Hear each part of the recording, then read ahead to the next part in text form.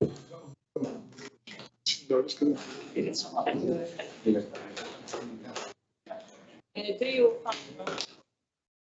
Good to go. Welcome to this meeting of full council for Bletchley and Fenny Stratford Town Council, which is being held here at Newton Leeds Pavilion, 8th of July 2025. I am Nathaniel Kelly Wilson and I will be chairing this meeting. Before we start, there are some housekeeping points to note. We are not accepting fire drill this evening, so if the alarm sounds, please leave as quickly as possible. There are exits at either side of the room, and the fire assembly point is at the other end of the car park. And the toilets are located behind me. Please could you turn off your mobile phones and put them to silent. We want everybody to be able to hear, so please respect whoever is speaking by not chatting amongst yourselves. Also, you should be aware that the meeting is being recorded and the recording is being streamed on our social media channels. I will now start the meeting by asking the members of this council to introduce themselves, starting with Eamon. I'm all Fenny Stratford. Stratford, Brown, Lakes Estate. Ron Hine, Central Bletchley. Ray Blackman, Fenny Stratford. Justin, you don't know, you can make. Charles Summerley, yes, Summerleys. Daniel Vataman, Newton Leeds. India Fernandez, Fenny Stratford. Richard Graham, Vice Chairman of the Council on Central Bletchley. Ismail Hussain at Manor South. Craig Scott, Manor North and Eastern Leeds. Jason Lawrence, Central Bletchley. Terry Stevens, Manor South. Marie Weimer, Lakes Estate. Meeting planning and I will now ask the officers of the council to introduce themselves. Yes, I'm Delia Shepherd, I'm clerk to the council. And I'm John Clare Clark, Deputy Clerk. Thank you very much. So if we go to the first point on the agenda, which is to note councillors' apologies for absence. Yes, apologies from Councillor Ely and Councillor Hugh. Thank you very much. Next item on the agenda is to note councillors' declarations of interest in matters on the agenda. Do any councillors wish to declare an interest? No, I will take silence as that we are okay to go ahead. Next item is item 3, to approve the draft minutes of the meeting of Tuesday the 6th of May, full council, and just would ask you to confirm that you are happy to note these meetings.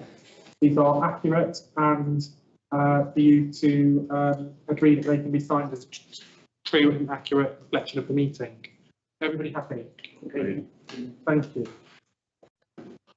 Next item on the agenda is to what new members of the council, if any candidates have come forward. Have any come forward? Sadly, no candidates have come forward, so this is a reminder to all councillors to encourage the efforts of the officers to try and secure new candidates for those 2 seats.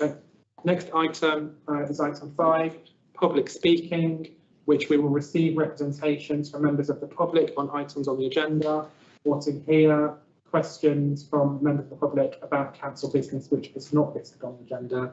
I do believe that we have somebody who wishes to speak. Yes, this gentleman wishes to speak. Okay. And the planning application is in relation to 172-4 Queensway. That's right. That's correct. Okay, so you will have 3 minutes to speak in relation to councillors in relation to the planning application.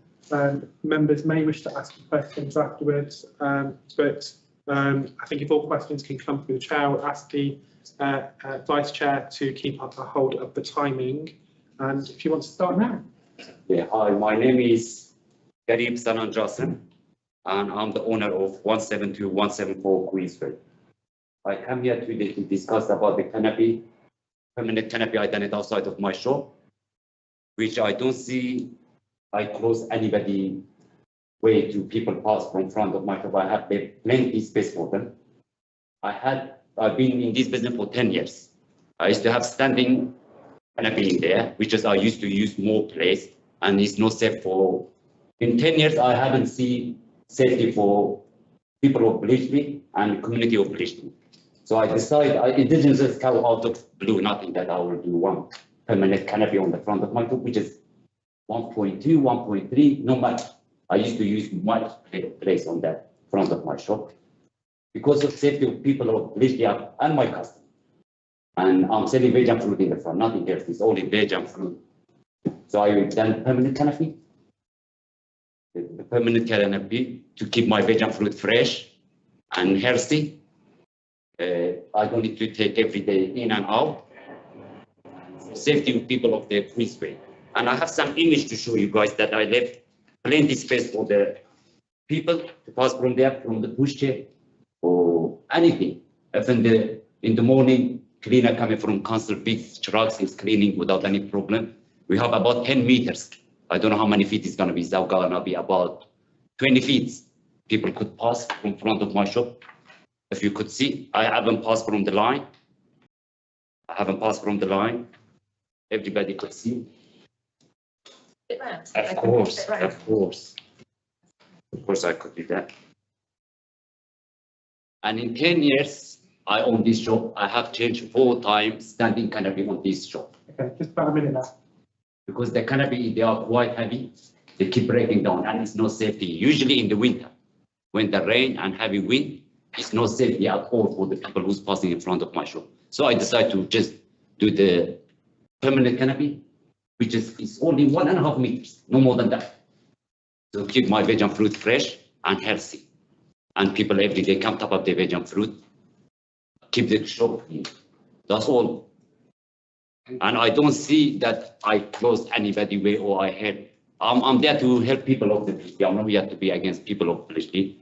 And please, before you make any decision by yes or no, any of you could come see the shop, how much space people have to pass. And thank you very much for the time you give. Thank you. Thank you so much. Okay.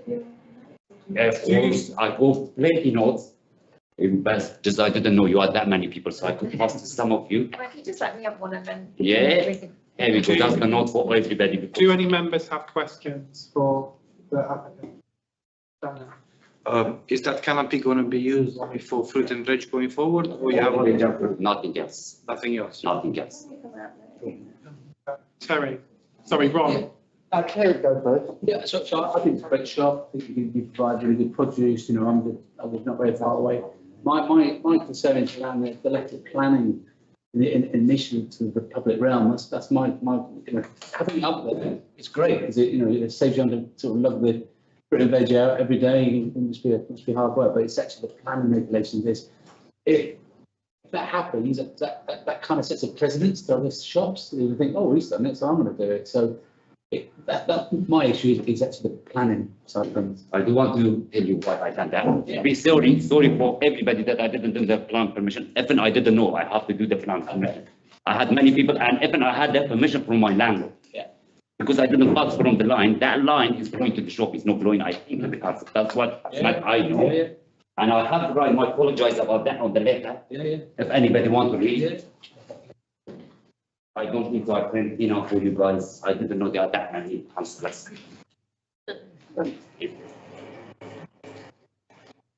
So. I think, Terry, I kind of note that point, but it's not a material planning. No, that's my fault. Yeah, I thought. But I agree with you. I think that we should encourage people to actually research what they're doing. Research it first, yeah. Thank you, Ron. Yeah, as you said, he had canopies before, and they were properly built, that's why they fell down. And he's taken public land, which doesn't belong to him anyway, most of that is built on public land, and he's damaged public land as well. Okay. There's photos of Ron, them for the council. it's not a material No, plan. no, I'm just, let me finish.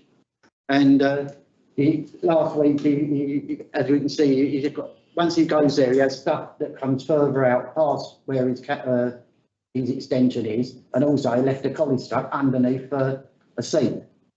You know, so he's health and safety. So I kind of understand all of this. And I don't believe this is within planning. It's not a canopy anyway, it's an extension. So this is questions for him. Yeah. Not a debate. That's what I'm just saying. Yeah. He's just telling us what he believes, and I'm telling you what I believe. Okay, so no, I asked if there were any questions for members. Do you have any questions? I respect whatever you say. Sorry. No, I just say I respect whatever. If there's a question. Sorry, Ray. Yeah.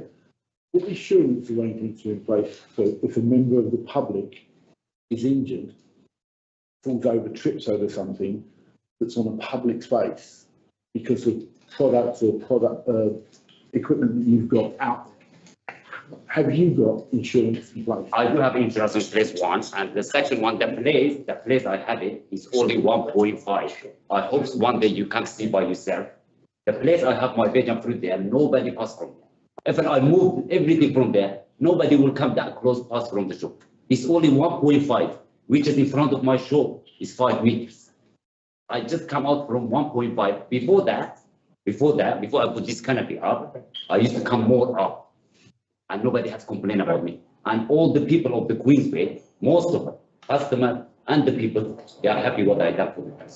Thanks for the questions. This is about planning application, and any questions and any comments need to be material planning application about material planning issues. Now, it may be that councillors do not like it, or councillors do have a belief that the land is in public ownership. These are not material planning reasons.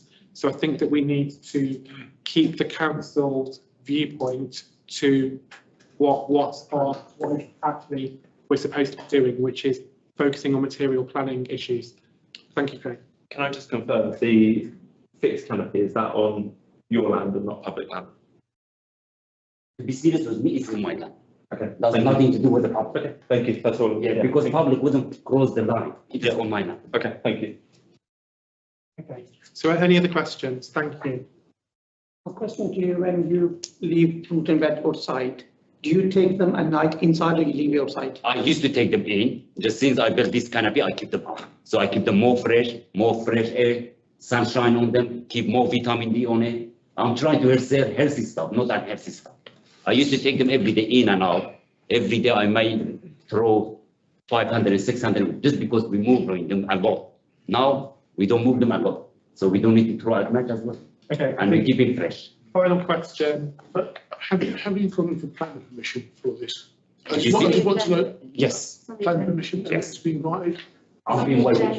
So again, It's a planning application. That's on the agenda. okay. And what about building control? Sorry, Building control.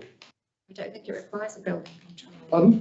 it's I don't think it only requires from the building. wood. I didn't put anything like metal, something, and safety. It's all everything safety. Only I done it with the screw and it's nothing to be built. I didn't build anything. It's only some wood. I done it with the wood. And it's not something to say you cannot remove it. You could remove it in one day. It's not the wall. It's a wood. Okay, I think we've had enough time for questions. Does anybody want to make a proposal in relation to? You were still in the public Oh, session. sorry, we'll so go on to, carry on with we'll the go and agenda. move on to the agenda. Apologies, sorry. Okay, the next item on the agenda is item 6, to elect additional members of the Finance and Governance Committee. That is nominated that Councillor Ray Blackman would join that committee. Are you happy with that nomination? Okay. Right. Yeah. Okay. Is there a seconder? Okay, and all those in favour of the nomination? Okay, anyone against? Any abstentions? I believe that is carried unanimously. The next item is item 7, to ratify the membership of Sycamore Hall Steering Group and consider any recommendations from the steering group meeting. So if we just start with the nominees first, it's for Councillor O'Simile and Councillor Yeah. to join. Just to clarify, Councillor O'Simile was a previous member of the steering group and his membership was omitted at the annual meeting of council. It was an oversight of both our parts. So that's how that happened. So he would like to continue, and I think that Councillor Cody would like to join. And you're both happy to go on. Okay, so is there a seconder for this? Okay, seconded. All those in favour? Anybody against? Any abstentions? That is carried unanimously. The second item, the recommendations, could I ask that that item is deferred until later in the agenda? Because I think you may wish to consider going into confidential session for it. Yeah. Okay. Members, it's, the clerk has advised that due to the nature of the rest of this item, we may want to consider going into a confidential session because of the items to be discussed. So we will put item 7.2 to the end of the agenda. Everybody happy to agree with that? Yeah. Thank you. Next item on the agenda is 8.8, to note the minutes of recent meetings and committees of the council and to consider any recommendations contained therein. Council minutes 8.1, recommendations to be considered are the adoption of the communications plan and policy and adoption of a new community grant policy. Did you want to discuss those?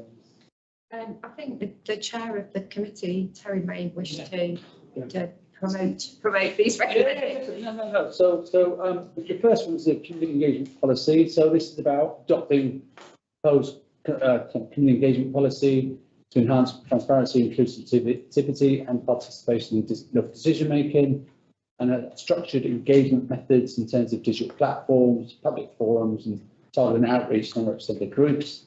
To have clear feedback and mechanisms, integrate engaging practices and councils and our strategic planning.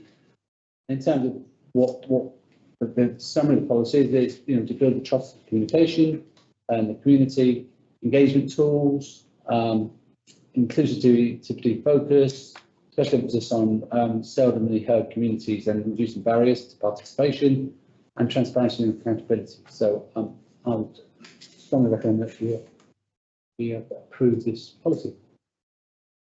Is that just the community engagement? Yeah. Okay. So all those in favour of adopting the communications plan and policy?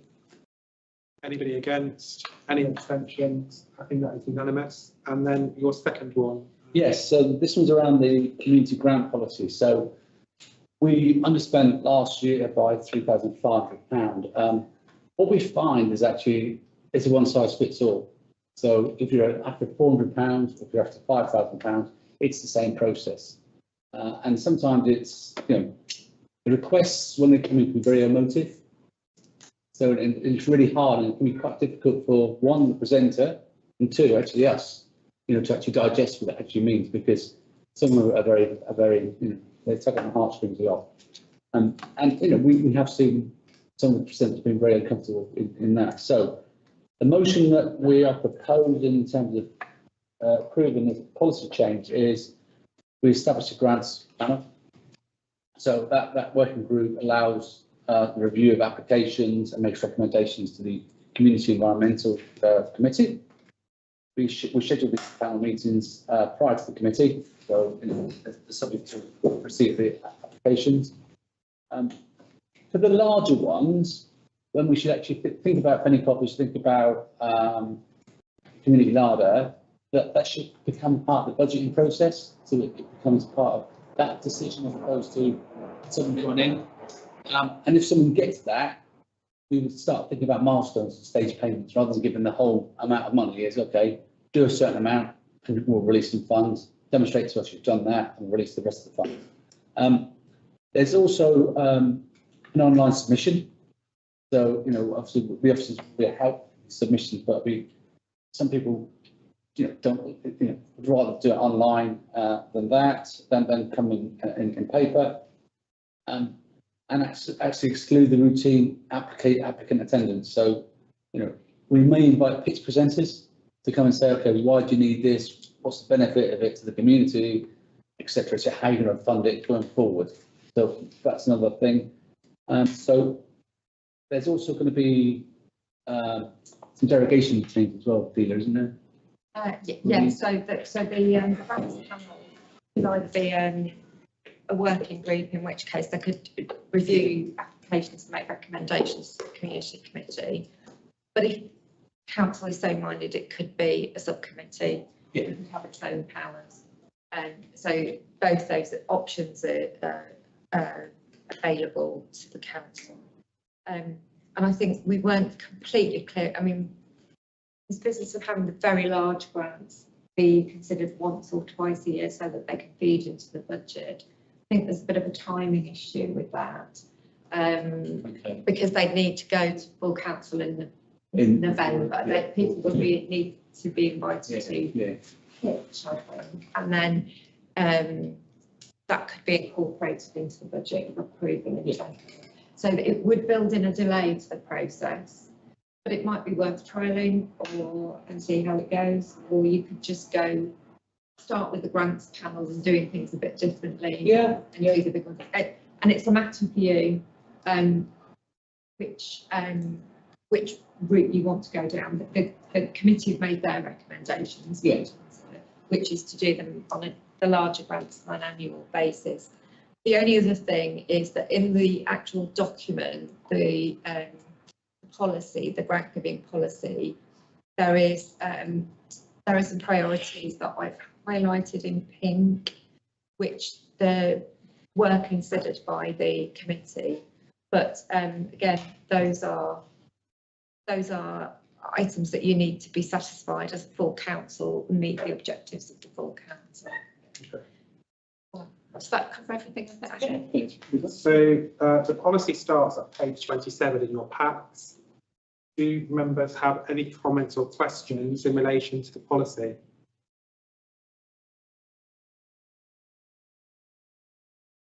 No? Okay, so so I'm just reading out the papers.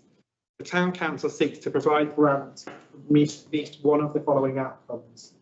It provides improved opportunities or services for those aged 18 or under, or for those aged 65 and over.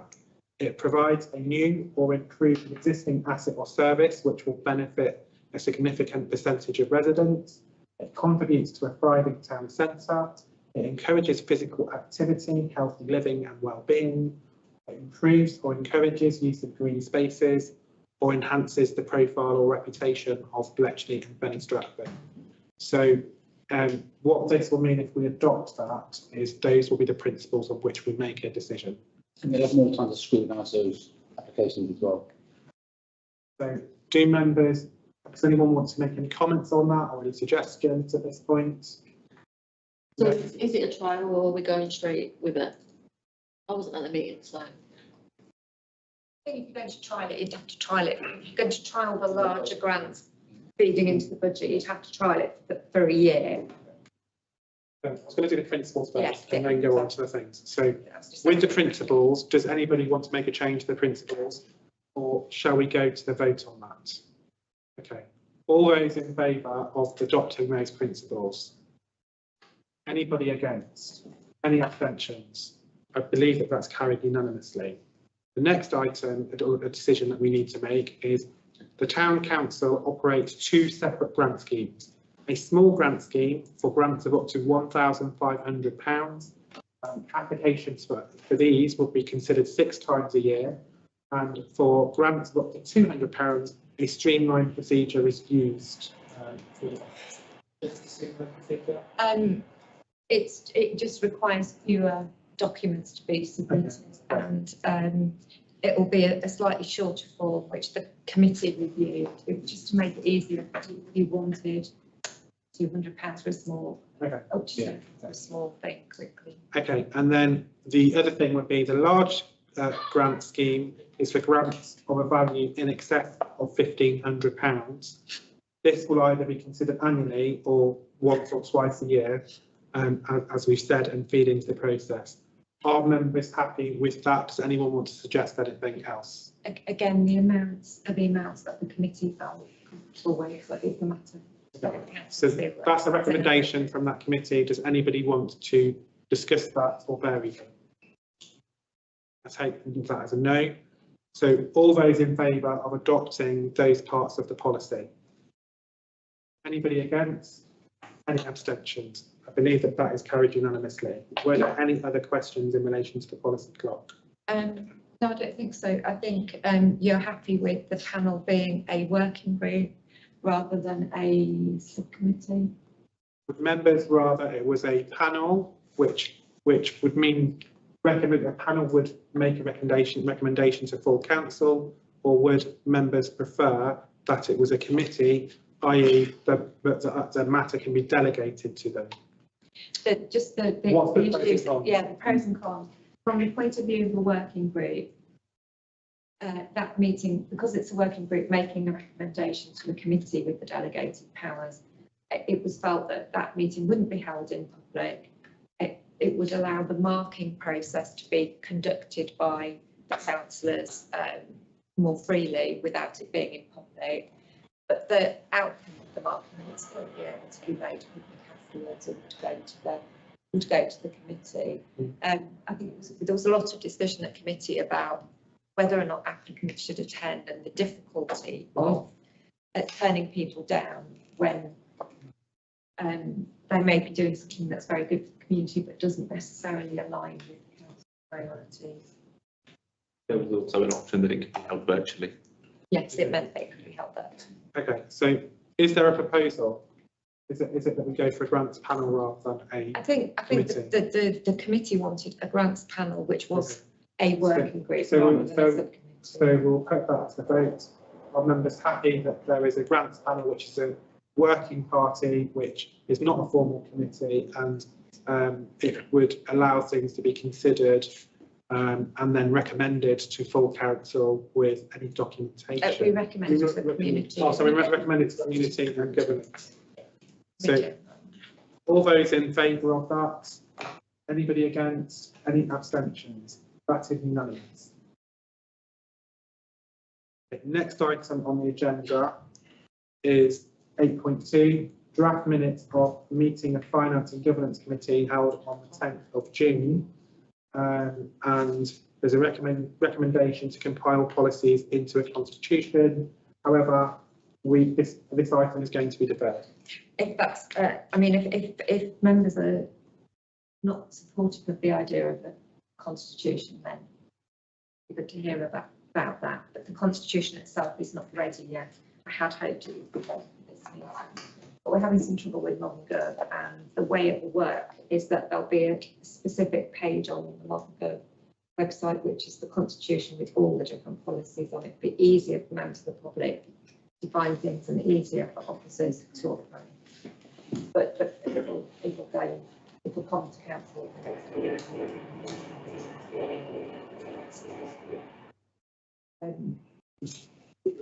Why we're going to go? Yes.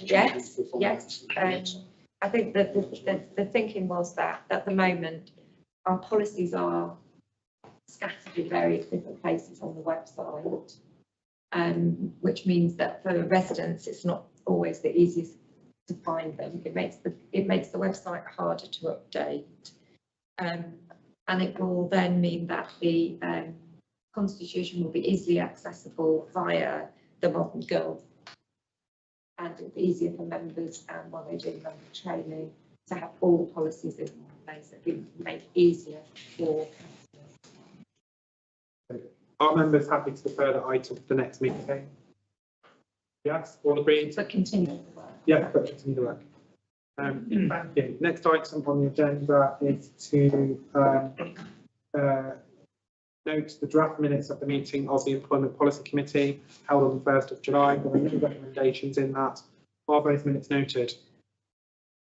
Agreed. Thank you. Next item on the agenda is to note the minutes of the annual meeting of electors held on the 13th of May 2025 at Fenny Stratford Community Centre. All those happy to note the minutes. Their draft minutes, obviously, because they won't be approved until the next annual meeting. Okay, thanks very much. Next item on the agenda is item 10.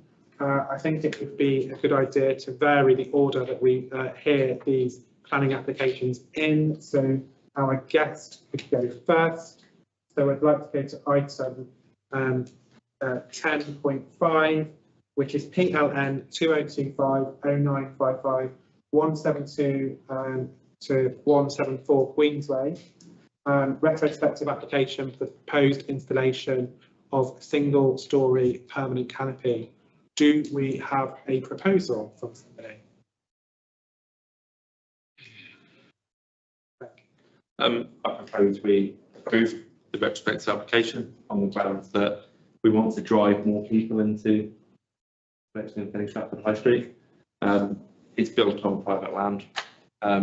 There is plenty of access elsewhere, So and it's benefited. the proposal is we're recommending that the item is approved. Yes. Do you have a question? Yeah, exactly. It's on to me, that's exactly so. Rather than return it down. I'm sorry, there is a proposal that we already have on the table.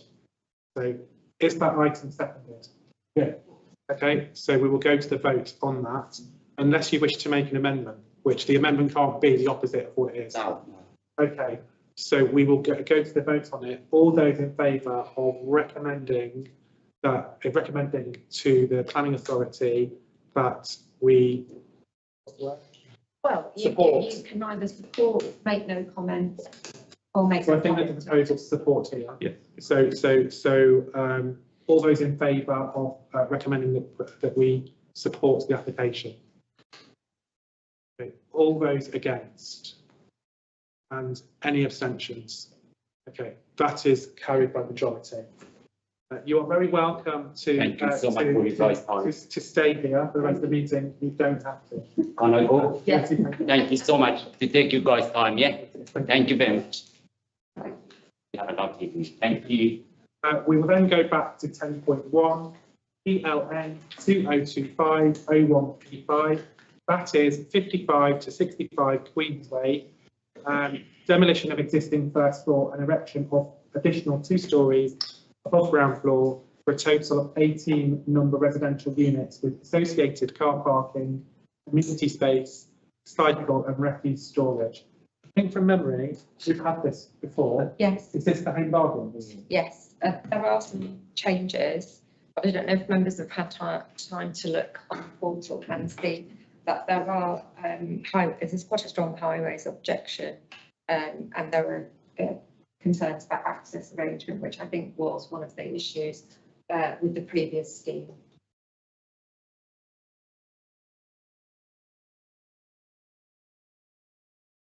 I'll just pull it up. Just looking for the highways objection.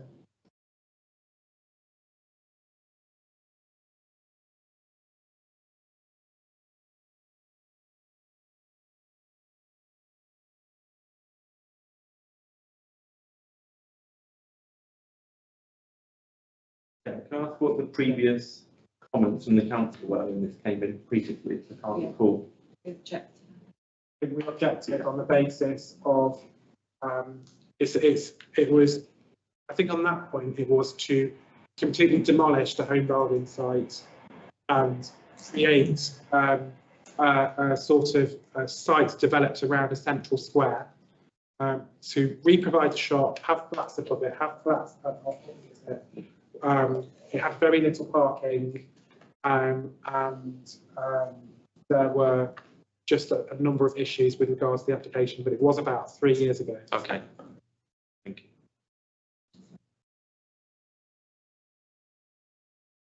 There's an objection from Milton Keynes City Council as in their capacity as highways officer, and the concern is about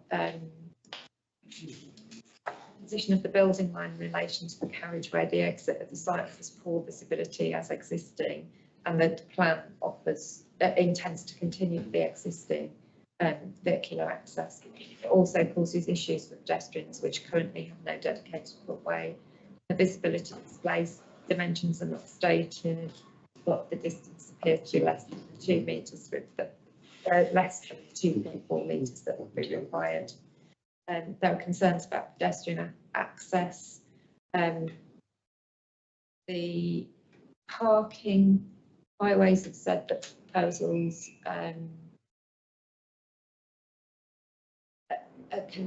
below the standard that was required, I think, but that it is acceptable based on the inspector's comments on the last occasion. But I think that the main issue is about traffic and access. Okay. Does anybody want to make any comments or any recommendations at this point? I think in our town centre, there's a lot of development going on, but overdevelopment is something that we can't have. Overdevelopment, and obviously highways have put in their concerns about parking, about No, not about. Not about parking, but looking at access and vehicles coming in and off the road. So, you know, I wouldn't object on them grounds. So I think that this, what we're talking about, the vehicle access is off Cork, is it Corkswell Way? Corkswell Way, and I think it's, from my understanding, it's very, very narrow, and there's a lot of lorries that deliver down there, and so, you know, is there a worry maybe that on how accessible it will actually be to access this site? Any other comments? Is there a recommendation? Sorry, Ish. One thing that could be considered, do you think it's a good design? I was just going to touch on what Delia said, because I mean, the building looks kind of all right for its age, but the new designs do make it look a lot nicer. So in terms of the image of Queensway, I think it's a definite plus. I mean, obviously, there's the concept that Delia's brought up about the parking. They have included 2 new parking spaces, but they've shrunk 2 parking spaces by 25% because they put an external staircase. So, okay, there's a bit of a net gain in terms of parking, but again, they're putting 18 flats there. So, is that adequate for the development? There is a really interesting document on there about the MK City Council Housing Strategy Consultation response as well, which is quite negative about the development in terms of not providing sufficient social housing, or affordable housing, sorry, for affordable rent and rent-to-buy schemes, etc. It also does, if you have a look at the plans, and it kind of confirms what MKCC has said as well, it does look like student accommodation. So very small flats, very even smaller than studio flats. And I think MKCC has actually said it's better to have studio flats rather than bed sits. And they do also feel that these have been slightly overvalued, or lightly overvalued is their exact wording in that sense. So, I mean, not creating the affordable housing and overvaluing really small flats, you know, I think it's not helping with the housing crisis and the need for affordable housing in that sense. It does look a lot nicer. It looks 10 times better than what's currently there. They've got a communal garden on the rooftop. There's a bit of greenery, etc. But yeah, I mean, that's I think the actual development inside, it just seems like they've just tried to cram as many flats into there to obviously maximise on their return. Do you have a recommendation? My recommendation is that we reject the application. But can we make a suggestion for it? Changing the actual layouts inside, potentially having less flats, slightly larger flats potentially. So I think what you'd be saying, was there anyone who wanted to come in there? I think you can make. I was going to suggest an amendment based on what you said, which is that we, in principle, agree with development of the area but reject the application. Do not think that this is a suitable application. Yeah. However, if it were to come back with less flats and housing stock that actually was going to benefit the local housing economy, we might be minded to make a different recommendation. Eamon. Hear all what you said, but my only concern is people who live in flats and parking on Queensway. Make sure that they've got a car, they've got to park it on the rear. At the moment, they're parking on Queensway. Okay, so it sounds like are you happy to have an amendment which also kind of says a parking management plan would need to be introduced on how this would affect Queensway as well? Yeah. Okay, would that deal with your motion? Anybody else want to come in? Can I just clarify what we've got so far? So, in principle, agreed to development plans, objecting to grounds of the access arrangements, the issues that White Highways have highlighted, and also object and then say that if it were to come back, fewer and larger flats and housing stock that would benefit the community, affordable housing stock that would benefit the community, would be advantageous. And also to say we think we need a parking management plan for the development. Yeah. Okay, anything else? Okay, is that seconded? Thank you, Craig. All those in favour? Anybody against? Any abstentions? I think that's unanimous. Okay, next item. Next item is before. There've been, I don't know if you've seen, there's quite a lot of reflections online, and the applicant has decided to withdraw it. Vote. Yeah. Okay, so next item is 10.3, PLN 2025 0587 12A Clark Road, which is change of use of a building from employment to education, including the extension of an existing boys' school in Building A into adjacent unit, Building B, demolition of existing side extension, change of use of Building C from employment to education, and the removal of a mezzanine to form an open sports hall. Does anybody have any comments or questions they wish to make about this? Could I just draw attention to the fact that in the, they have submitted a community consultation plan, but the community consultation seems to be primarily with parents and staff of the existing school. It mentions unnamed community leaders. There's been no contact with the town council, just so you're aware. Is Bishop Parker School? No, this is on Mount Farm. It's on an area that's designated as employment land. There's an existing school there, and this is an extension to the school. Thank you. Behind what used to be the old mail centre, the road that goes around the back of the old mail centre in Dawson Road. School. I think it's a how to describe it. You can see on the planning application. It looks like it's on Mount Farm, It is on Mount Farm. so off Bond Avenue. Yeah, that's where it is. Okay. It runs off of Dawson Road. Yeah. Okay, any comments for this? No? Does anyone wish to make a proposal? Okay, so on that basis, are we agreeing no comment? Yes, no comment. Next item on the agenda is PLN 2025 1261, land south of Drayton Road. It says Newton Lees. I do not believe it is in Newton Lees. It's in the parish of Stoke Hammond. And it's a consultation from Buckinghamshire Council on application reference 24/03601/AAP, seeking permission for outline planning permission with all matters reserved, apart from access for up to 290 dwellings, open space, landscaping, drainage features and associated infrastructure following the demolition of existing agricultural buildings. I'll speak to that. I did contact the developers, and I heard from them today, because again, in their community involvement statement, they said that they had been in touch with us, which they had. I have very little notice about this. They would ideally like to present to the town council on this application. I did invite them to come tonight, but it was too short notice for them. It's a matter for the town council whether they would like to see the developers speak to this.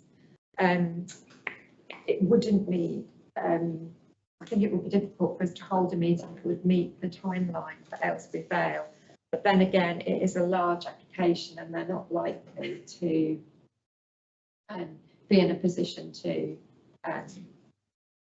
determine it in the very near future. There are some objections on the website with regards to the drainage in particular. And the drainage is, there's an objection from the Bedford Drainage Boards which suggests that planning permission shouldn't be granted until the applicant's drainage strategy is suitably refined. It's a matter for you whether you're willing to hold another town council meeting When's the next suitable meeting? Because it can go to a committee conference. It could go, if you are minded, it could go to, there's going to be an additional employment policy committee on the 22nd of July, 23rd of July, 22nd of July. On the 22nd of July, and it could go there. That doesn't mean there's only 6 councillors there, but we could put it there. The next one, the next meeting after that is the 5th of August. However, there are a couple of items of business that weren't able to be included on the agenda tonight, which I think do need dealing with properly, and you're aware is one of those. So really it's a matter of whether you wish to hold another meeting and defer this or respond to it as a bill. So what do people think? I think we should defer it and see if we can have a discussion with the developers about how that fringe development with Newton Lees is going to essentially impact our parish council. I think I probably agree with you.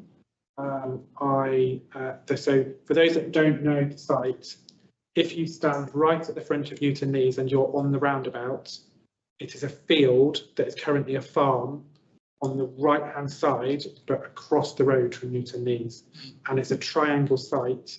And I think if you stand like at the top of the roundabout now and look that way, you have this undulating kind of view of Buckinghamshire countryside, and it may change that. And so I think it would be wise for councillors to have the option to see that before they made a decision. And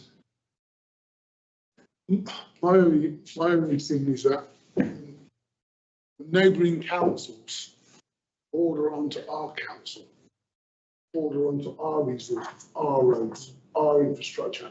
That's where I've got a problem, considering all them houses will go, and all the precepts from them houses will go to Buckinghamshire Council, and we don't get nothing in respect of our council. And this is something where I don't know what the situation is, but the impact will be in Milton Keynes, it will be in our parish. Okay. So let's hear it before any kind of. Well, I think if that's the proposal. And so are you happy to make that as a proposal? Yeah. Is there a second? Yeah, so thank you, Uche. All those in favour of deferring this item? Anybody against? Any abstentions? So I believe that is carried unanimously as well. Okay, so. Shall we talk about a date at the end of the meeting? Yeah, or put it on another meeting. Yeah, talk about a date at the end of the meeting. Okay. Next item, I believe that's all the planning issues. It is. So the next item is item 11, to consider a motion concerning the prolonged failure of the external lift at Bletchley Leisure Centre. This has been put forward by Councillor Blackman and has been seconded by Councillor Cone, or is it Councillor Stevens? It's Councillor Stevens. Okay. There is one factual matter that I would like to just mention before you start debating the motion. Okay. I've had, I did request a statement from Milton Keynes Council in anticipation of tonight's meeting, and I haven't got one. But there is just one factual, as yet, but they are going to provide one. But there is just one factual matter that I think has been lost in some of the correspondence that I've seen going across between different parties. And that is that the car park is not part of the general parking infrastructure. From Milton Keynes Council's point of view, as far as they are concerned, the car park is intended for users of the leisure centre. It is not intended as a general car park. And there's been, I think councillors who've been on council a long time will remember that this came up during COVID. It's been talked about a lot over the years. The City Council is very, very clear that it is not a general car park. It is a car park for the leisure centre. I just want to make that. And that's me done. Okay. Before we go on, I'd just like to come back on that point. So originally there was a multi-storey car park there, going back into the late 70s, early 80s. That was demolished to allow the flats on that area physically connected it was promoted as a public car park and still exists on all plans as a public car park, which we would recommend people would park there to go to Bletchley. To now tie it into the leisure centre is disingenuous. Okay, so I think that we are getting into opinion rather than facts. It is a fact, from what I see, that it is currently leased to the operator of the leisure centre, and it is not a highways promoted car park. It is a fact since 2009 that it has been in both of the operators' leases for that building. Anything else, we can have an opinion on what we think it is, but we'll focus on the facts of the meeting. Councillor Blackman, you've got 3 minutes to kind of talk about your motion. This motion is not just about a broken lift. It's about a broken chain of accountability and a failure of leadership that has left many residents unfairly excluded from a public facility. Let me be clear. The lift at Bletchley Leisure Centre car park has been out of service for close on 5 years. That's not an oversight, it's a systemic failure. And the responsibility lies squarely with Milton Keynes Council. Why? Because Milton Keynes Council is the property and landowner.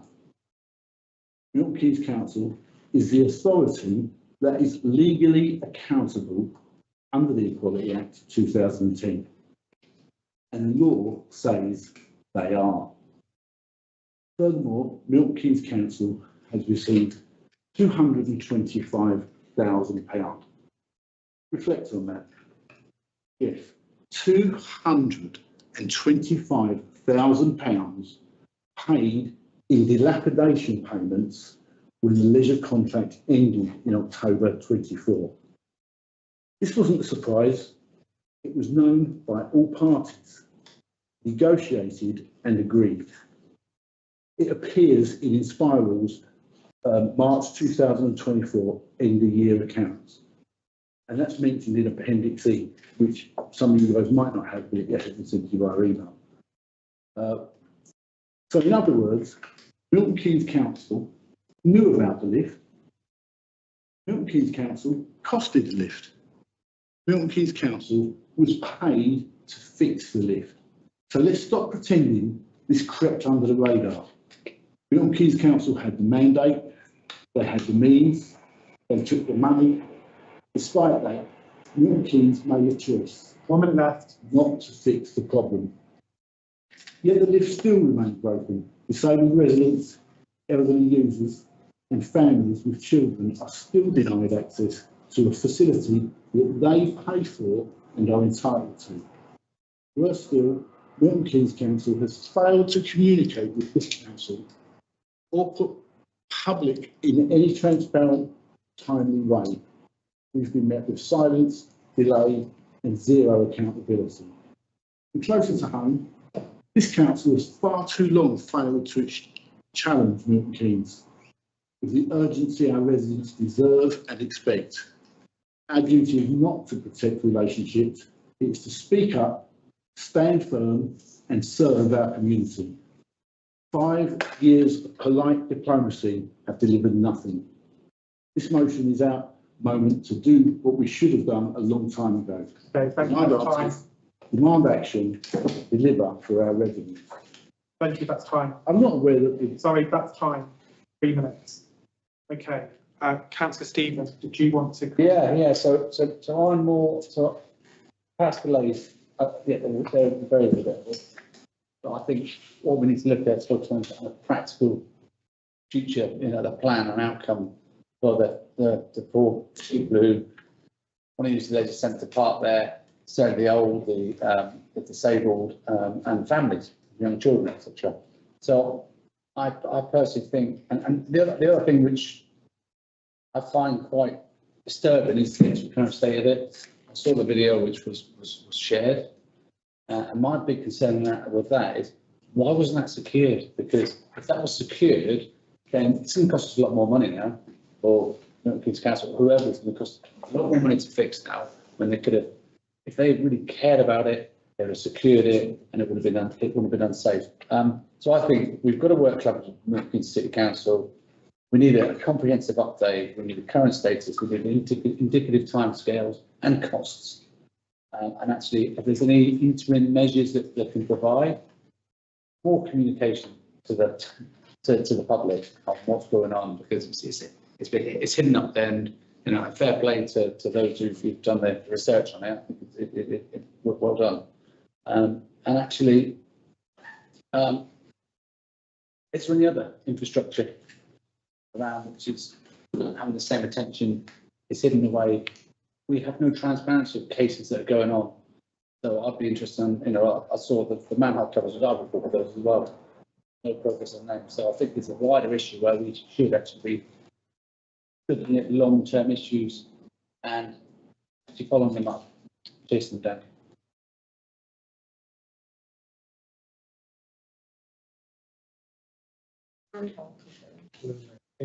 Yeah.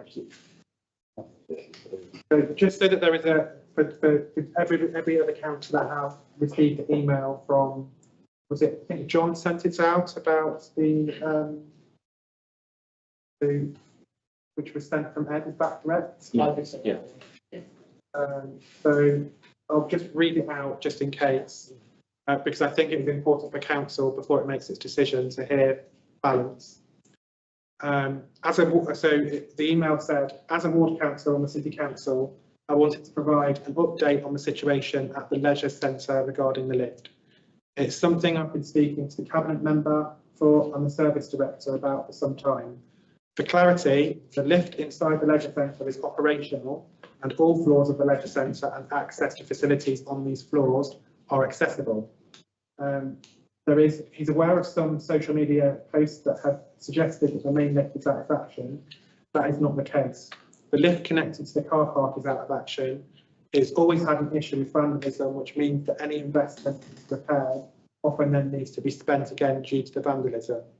The last contract for the leisure centre started when the leisure centre was first opened, and there was no lift built for the car park until around 2008. This contract was until 2024. After 2011, a lift was built for the car park. The contract with the operator meant they had responsibility for the leisure centre and also for the car park, including the maintenance of this. They've also had the income from the centre, not from the council. There were issues with the previous contract, especially towards the end of it, especially with the operator's finances. Following the end of this contract, a settlement has been reached with them, which has provided some money, not a huge amount. This is being invested in dilapidations in the leisure centre, especially with the plant room, mainly keeping the swimming pool operational. The current contract is short term to enable the commissioning of all of the leisure centre contracts across the UK to all be done at the same time. Given the short duration of this contract, and there's only so much investment the operator can put in, they've invested in many aspects of the centre, including new gym equipment. The City Council could invest in the lift right now, but with the risk of it being vandalised and the need to put the money into other aspects of the leisure centre to keep it open and running, the decision is to invest this into keeping the leisure centre open for use of the community. Others may suggest a different decision should be made, but the Council has to ensure that money spent is good value. The new contract, which is in progress of being procured, is due to start in the first half of 2026. Having spoken to the cabinet member that will be negotiating this contract, the lift will be one of the first pieces of investment.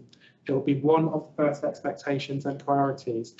It's important that the lift is also monitored carefully to reduce ASB and vandalism, and the new long-term contract is a way to secure this for the long term. I've noticed on social media posts, a member of the Town Council stated that this process is not due to start for another 18 months. This is not an accurate comment. To mitigate some of the access issues at the moment, the Council have been planning to make some changes to the layout of the car park, making the ground floor completely disabled spaces and the next level family spaces. The marking of these spaces has been completed this week and further signage will be going up. A walk has been undertaken with a cabinet member and some suggestions have been made. regarding repainting of the crossing in the car park and for comms to be made via the council and leisure centre operator of these changes. Okay, does anybody have any questions in relation to the information they've been given? Will you be reading out the response to that? Sorry? Will you be reading out the response? No, that was in response to the kind of motion, and you've had the 3 minutes to actually do that, and it's not a conversation. It's just, we need to have given equal weight to both sides of this discussion. I think Councillor Blackwell will get a right of reply at the end of. Yeah, okay. Does anybody else want to? Can I ask a question? Oh, sorry, there's a comment about Milton Keynes Council have had the money to fix the lift. Yeah. Is that factual, or do we know? Yes, in appendix Is that- of the. I know what you're saying. I just want to know if that's proven Sorry, correct. It's not a conversation, so you can have all questions here. And Well, I've just said it here. Yeah, okay. Don't be rude. I'm not being, I'm That's been, I'm just been quite. trying to stop. You're patronising me, but. I'm not trying to be patronising, and I'm trying to keep control of the conversation.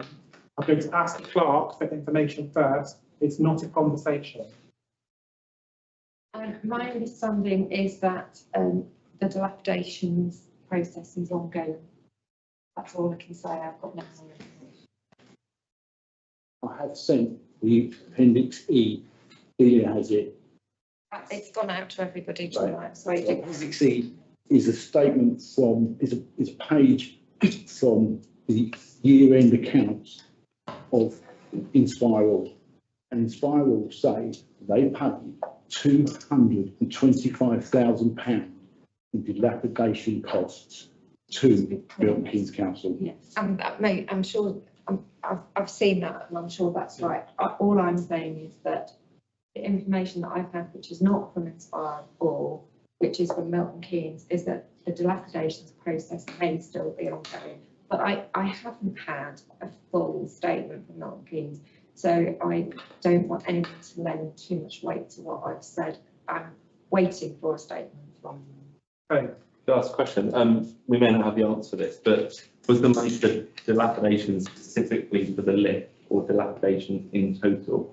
Because the MKTC response was the money has been used for dilapidations within the leisure centre. So I think that's a really important statement about whether what was its intended purpose. So my experience of having, and with this council of having a lease, is that dilapidations are for the entire lease premises and not for individual issues.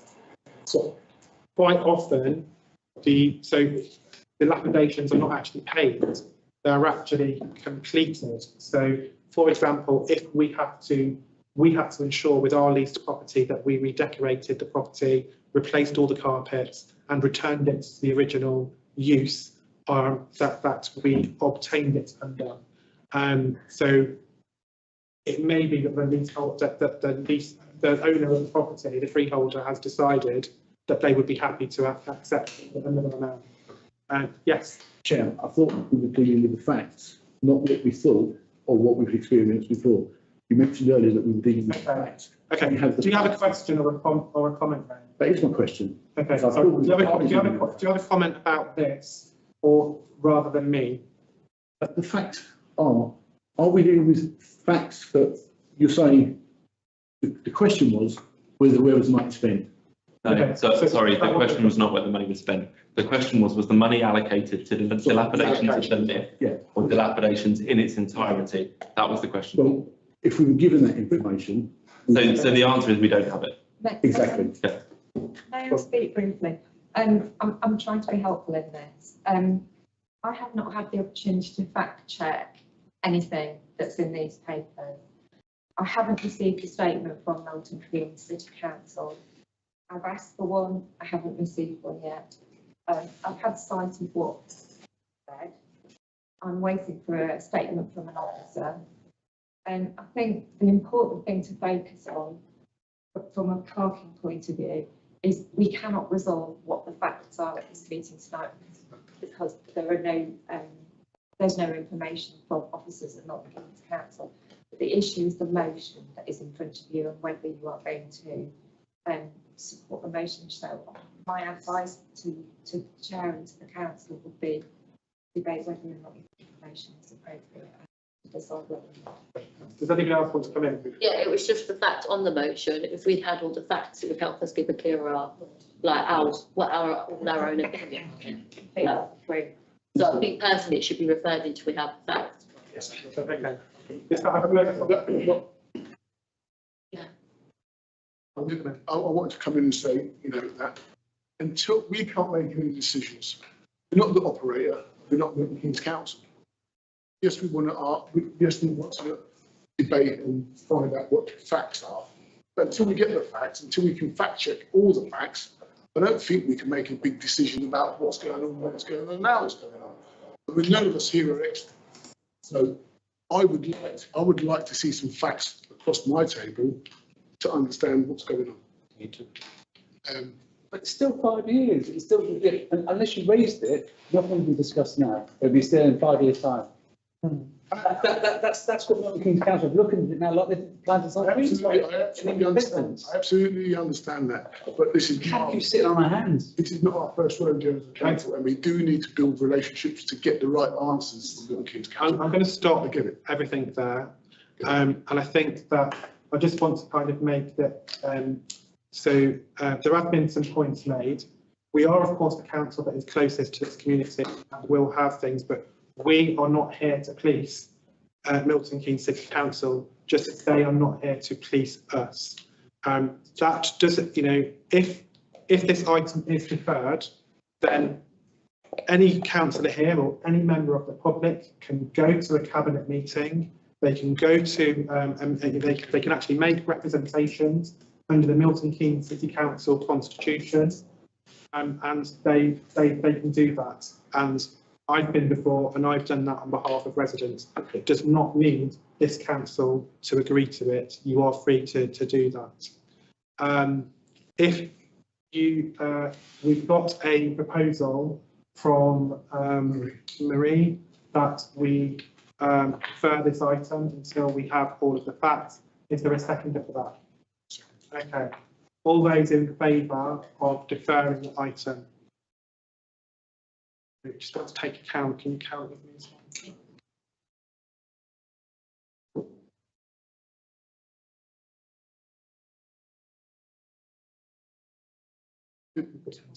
Did you put it in? That would. So, Jason. But just do it again, just to double check, because I don't want to get it wrong. 1, 2, 3. No. all those against the motion? 1, 2, 3. Anybody abstaining? Okay, so the motion is, so the proposal is that this item will be deferred until we can get some further information, and so it's go to a future meeting for discussion. Thank you. I've only one question. Yeah. Because I think everything go back to common sense first, okay? What happened right now is everything still pending case. And as a resident point of view, they will think, they don't think you ever come from a city council or town council. They label you as a councillor. Then we record their minds, bring it into council for discussion and looking for solutions. But right now, the thing is still pending, but no solution. So what is our function for particular matter, like if you have something wrong, we have to speak up, but finally, no solution. So thank you for that, Councillor Kay. As I said earlier, there is nothing to prevent any councillor here from using the Milton Keynes City Council constitution to go and request information or to give a view, to make a representation at Milton Keynes City Council. They just cannot do it as a position of this council until this council has agreed it. The motion to defer it until further information has come in, so it will now go to a further meeting, and there's no decision from this council at this moment in time in relation to that, but your points are noted. And if individual councillors believe that they would want to make a representation now, they can do so, but they have to do so as a member of the public and not as a representative of this council. So that would be the next step. So if you want to do that, then that's what you should maybe do. My second question, sorry about that. If saying that we are still pending for some fact findings or more information for the discussion next step. So what will be, I mean, is there any list that we can take or what kind of information is outstanding so that we can submit it to the, because as a town council or city council, I believe we are at a working partners relationship. So that if there is some sort of list, then we submit it to the city council and say, oh, we have some sort of information that we are pending for discussion. Is there any information? Is it just like a list, a checklist that pass it to? So can I ask you to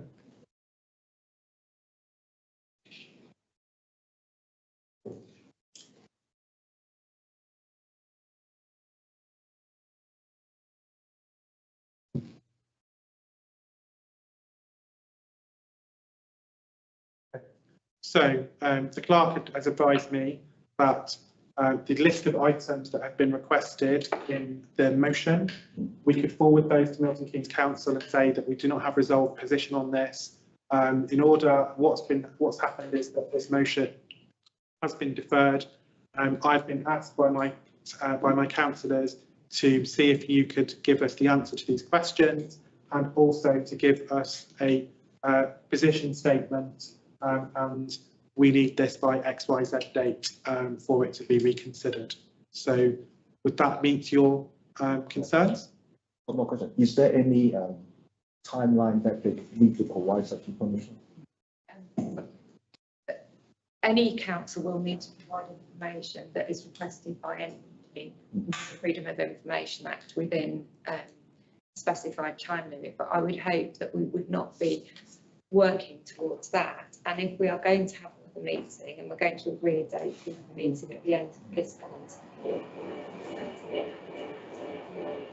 we only need the information for that date.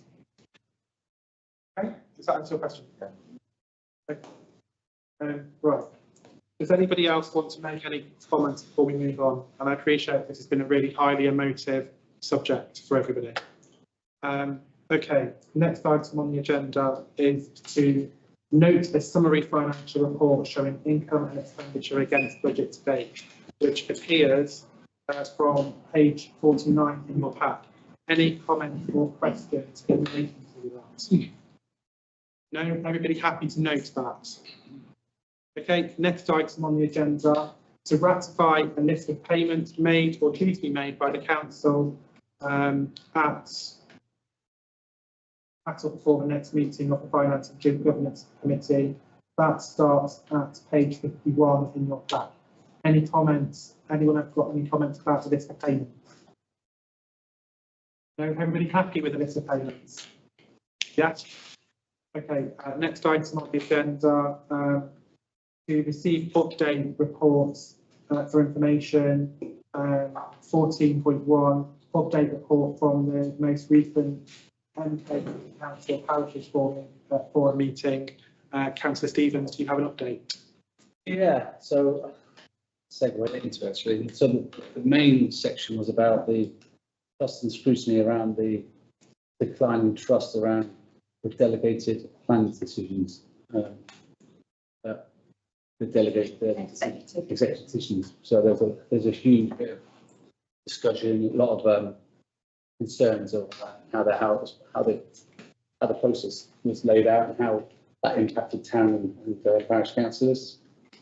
So that was the main part of the meeting. There's plan updates around planning, the city plan outlines, and the new plan relationship manager introducing the ongoing support, which is quite good. I've got name with me, but I did note it. There was questions about enforcement delays for challenges against planning and housing need calculations and landfill allocations. There was also a challenge in the meeting about we should get a bigger share of the allocation if we're next to landfill rather than someone Newport Cagney getting some money, which we wouldn't really give less parachute, but yes, quite an afternoon. Engagement opportunities. That was a really good presentation which we got on the agenda tonight about the Armed Forces Covenant by Joanna. See, and there's also some new search capabilities for public safety facing systems for the S106 and enforcement that you can look at the planning decisions, etc. So it's, again, it's a really important to me, very well received. Any comments or questions, Councillor Stevens? No, everybody happy to move on. Thank you for that report. Item 14.2, update report on the neighbourhood plan. Councillor. Yeah, so making some really good ground on the neighbourhood plan at the moment. We had a really productive meeting with O'Neill Homer, our planning consultants, on the 20th of June. Again, just sort of got some further advice in terms of revised timelines, in terms of what's needed. I mean, essentially, we've got a draft plan at the moment. A few minor tweaks that need to be done to it. Obviously, we've got a lot of feedback now as well from the new steering group members. So that's all going to be forwarded across to the planning consultants. And the next stage really is the Regulation 14 public consultations. Essentially, it's just a consultation with the stakeholders and the public of the draft plan. Essentially, from there is when we'd make further amendments and move forward from there to Regulation 15. I mean, yeah, in terms of timeline, where we agreed middle of August, we're going with the Regulation 14, so it coincides shortly after the Big Streety. So it's a good opportunity to promote the plan with members of the public, because of course it's going to have to go to a referendum. I mean, in terms of the timescales, O'Neill Homer did say to us, our planning consultants, we're talking about 10 to 12 months in terms of from Regulation 14 to when we can go for the referendum. So yeah, everything's sort of moving fairly fast now. I believe there's a recommendation to council to vary the terms of reference to lower the quorum of 1/3 to 1/3 of the membership, i.e. the quorum would be 4 members. Yeah, so we have been looking at the terms of reference as well, and because historically we have had sort of fairly low turnout and attendance to the steering group meetings. That's changed now. However, we have been looking to reduce the quorum to 3 and essentially refresh the terms of reference. Oh, sorry, to 4. Sorry, to 4. Is there anything else you want to say? That was the only one that I think that the full council has to ratify the terms of reference of the steering group. So, members, are you happy to ratify the change in the quorum? All those in favour? Anybody against? Any abstentions? I think that is majority carried. One last thing as well. I mean, still can get involved with the neighbourhood plan in terms of any feedback and just reviewing the draft plan before it does go out to Regulation 14. So yeah, I mean, it's now's the time really. So just to say, I know that there was an action here for me to send some feedback on the meeting needs policy, which I was hoping to do by last week. I haven't done it. I'll get it done this week. I do believe it would also be great to maybe look at the eat and leave policy and make some suggestions as well. So yeah, okay, so it's just me. I sent it on the tray about 3 hours ago. So great. Okay. Next item is 14.3, an update on the Bletchley and Fenny Stratford town deal. Yes, I have circulated with the agenda, I hope, documents, which are in fact on the Groundbreaking Bletchley website, about the last council meeting, which was held towards the end of June, 18th of June. The next meeting isn't until September. Today, the minutes of that meeting have been published. I think what's gone out in the pack was a financial update on the state of the different projects, which was the thing that I thought was most important to see. That was the best update on where the board has got to with the projects in the investment plan. There was some discussion at the meeting about the potential for an eastern entrance to the railway station. That was discussed further. And there was also quite a bit of discussion about, well, not discussion, the public realm improvement projects were noted, which again I've included in the pack, although the drawings that are there are not the finalised versions. We're expecting the L3 street improvements to be delivered starting at the end of this month, and the Queenswaylands August. That's the timeline. If anybody's got any questions, I'm very happy to answer them now if I can, or find the answers if I can't answer them tonight. Okay. Any other? Sorry, go on. So just one question. In many meetings, we've talked about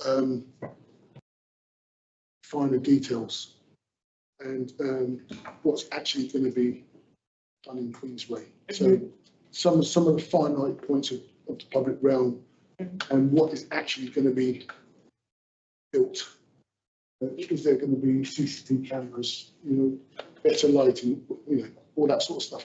It's the finite points that I haven't still seen. No, and I haven't seen the final proposal by them.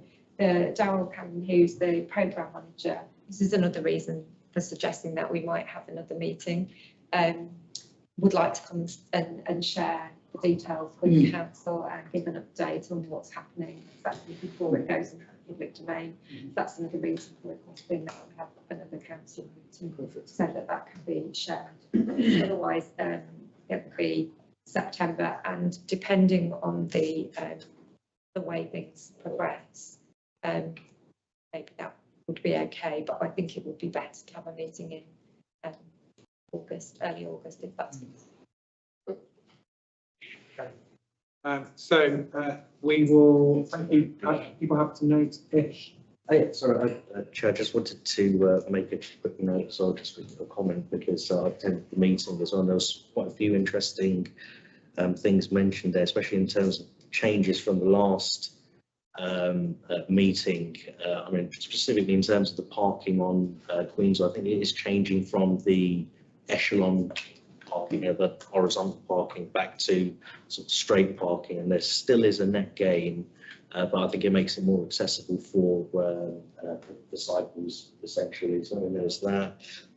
That wasn't the meeting I'm reporting on, Ishmael, that I'm reporting on the county board meeting. Oh, right. So sorry, you're absolutely right. That is exactly what has been agreed. I do apologise. Sorry. I was reporting on that meeting. Yeah. Sure. No, sorry, got mixed up. Okay. Any other questions? No. Thank you. We will have everyone happy to note that report. Yes. Thank you. Next item is item 15, to consider a revised proposal for development of a footpath and cycleway alongside Newton Lee's allotments. Is there anything you wanted to speak to about that?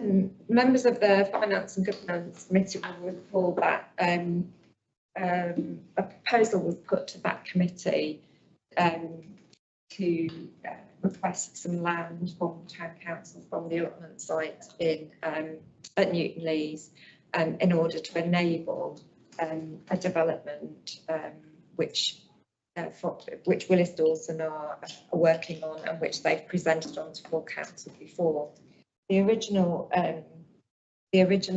revised proposal, the original proposal didn't find favour with the Finance and Governance Committee, so it didn't come to full council. And the reason it didn't find favour was I think it's felt that it was it would have been too much of a detriment to the allotment community. It was taking too much land from from then. But since then, Willis Lawson have come back with a revised proposal for development of a footpath and cycleway alongside Newton Leeds allotments, which would take up very much less and would encroach onto the allotment site much less. And the ward members for Newton Leeds, town council ward members for Newton Leeds had a site meeting last week whilst I was actually I think I was away Wednesday, yes, was the last time I was on. And so this new proposal has been the developer asked this to come forward straight to Borough Council because they wish to put it to submit a planning application to Aylesbury Vale, and they would need an in-principle decision about the council's willingness to work with them on the development of this footpath and cycleway alongside the allotment. That's the history of the vote. I was not at the meeting. Documents have been provided, and I'm sure that the councillors from Newton Leeds who were at the meeting can speak to this to inform the rest of the council. Anything you want to say? Nothing to add other than what's stated. I think we're showing ground what they intend to do now, and it's about a meter in. And from what was shown to us, I think it's no problem. There was some money talked about, and I think will come to us. So one's also there. I think what we're asking for tonight from councillors is whether in principle we would be happy to agree to this change. I personally do not think that we are there in terms of an offer has been made. I think there would need to be a lot more discussion about the value of that, and potentially the council needs to get some advice on the level of the offer. But I think what we're saying is, in principle, do we kind of agree that in exchange for X quantum, that we would be happy to release a small proportion of our land to allow a footpath to be built. And I think that I was there, Uche was there, Keith Ely was there, and I think all of us would be recommending that we did do that, but I don't think that we are able to. So I think what we're doing today is proposing an in principle decision subject to the negotiation. We can either bring that back to council, or we can delegate that to the clerk and the finance committee. Is it worth just pointing out what the benefits to the community would be of the improved? So if you look at Newton Leeds, there is this developer wants to develop a site. If you're standing on the road that goes to Drayton Parslow and to Newton Longville, there is a field where it looks like all of the housing development ends, which is actually in the parish of Stoke Hammond, and there is a field that is currently empty which they wish to develop. And so this is all kind of existing development in Newton Leeds. This is the field that they wish to develop. There's going to be the top third, or maybe quarter, is that? I'm not sure, is going to be public open space, and they want to bring a path from the public open space into the rest of Newton Leeds, and they'll want to do that through using part of our site. I think part of the benefit is that actually, whether we like it or not, this development will be an extension to Newton Leeds. Although it's in the parish of Stoke Hammond, a third of Newton Leeds is in the parish of Stoke Hammond, and I think it would allow other residents of Newton Leeds to access the facilities which are going to be over there, which is, I think, a multi-use games area and also a large grass area which could be used for football. Has anyone got any questions or anything they would like to ask? Okay, so I kind of view that that this is the proposal. Do I have a second up? So Uche is happy to second.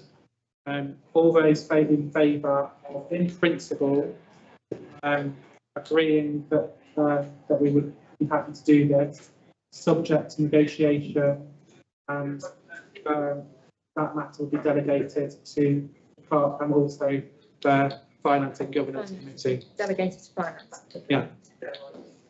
So all those in favour? Anybody against? Any abstentions? So I think we've got 2 abstentions, majority agreed. Okay, next item on the agenda is item 16. To note the final recommendations from the Local Government Boundary Commission of England regarding the electoral arrangements for Milton Keynes City Council and their implications for the Town Council. This is where I have to give an apology to Mark, for reasons that I can explain later in the confidential session if required. I wasn't in work this week, and I wasn't in work when this agenda was published tonight. I gave John an instruction about an item to be added to the agenda, and there was a miscommunication between us. And this item, which is on the agenda, is one that we've already dealt with. So I would ask for it to be withdrawn. The item that would have replaced it would have been about the community governance review that is currently being undertaken by Milton Keynes City Council, which does have implications for Bletchley and Fenny Stratford Town Council. So it will need to be on an agenda in the future, and I think we've got until the 11th of September to respond to it. So we have got time to still respond to it. Okay, so this item is withdrawn and we'll bring the required item to the next available council. Okay, thank you. Next item on the agenda, the last item on the agenda, is to consider endorsing the Armed Forces Covenant and taking steps to become recognised Armed Forces friendly employer. There is a document, which is page 81 in your pack. Councillor Stevens, as the proposer, if you want to say anything about it. Yeah, so the Armed Forces Covenant was published in 2011. And it's enshrined law in the Armed Forces Act of 2011 as well. So what we're endorsing in the Armed Forces, it enforces our commitment to ensure that those who have served in the Armed Forces and their families are treated fairly, respecting our community. And that includes strengthening inclusion, the ultimate sacrifices that they made, supports employment and access, encourages recruitment practices, flexible support for reservists and improved access to local services. Lines with Milton Keynes Council, we've got the Gold Award. It's got a gold, silver and bronze. So reinforcing consistency across the area, aligns with them. And actually unlocks recognition opportunities because a lot of these ex-service. Do they help? It's all part of that. Yeah. Okay. Friendly employer, granting access and grant funds, resources and partnership programs, and actually promote some civic pride and community cohesion. So in terms of what we would have to do, so there's a Milton Keynes Council, Joanna. She's a serving reservist still. Major, I believe. She's quite high. She's been doing all the heavy lifts. She's doing an amazing job. If you listen to her, you're absolutely inspired with work she does and the dedication she does for her fellow colleagues. So it'll be, we can agree a council resolution, endorse the Armed Forces Covenant. We'd sign the covenant. We would then actually have an action plan of actually things that we could do to become, an Armed Forces friendly employer. Adopt a champion and line with Milton Keynes City Council doing. I believe there's another. Signed up. Wolverton signed up. That's it. I think there's a lot of us that are contemplating something. So yes, and we better promote this on on our website, newsletters, etc. Richard, is there anything you want to say in support? Nothing other than it's a good course. I will recommend we sign up also. Yeah. So that's seconded. All those in favour of the motion? Anybody against? Any abstentions? That is unanimous. And we have one item left to consider, which is the procurement and recommendations from the Sycamore buildings. I'm going to propose that in accordance with the provisions of section 1.2 of the Public Bodies Admission to Meetings Act 1960, that members of the public, including the press, be excluded from the meeting by the reason of the confidential nature of business to be transacted. This is because it may be prejudicial to the public interest. Test this item in public because it contains commercially sensitive information. Do I have a seconder? All those in favour of excluding the press and public? So I think that's unanimous. And for those people watching on YouTube this evening, thank you for joining us, and we look forward to welcoming you to a future council meeting. Thank you very much. Good night.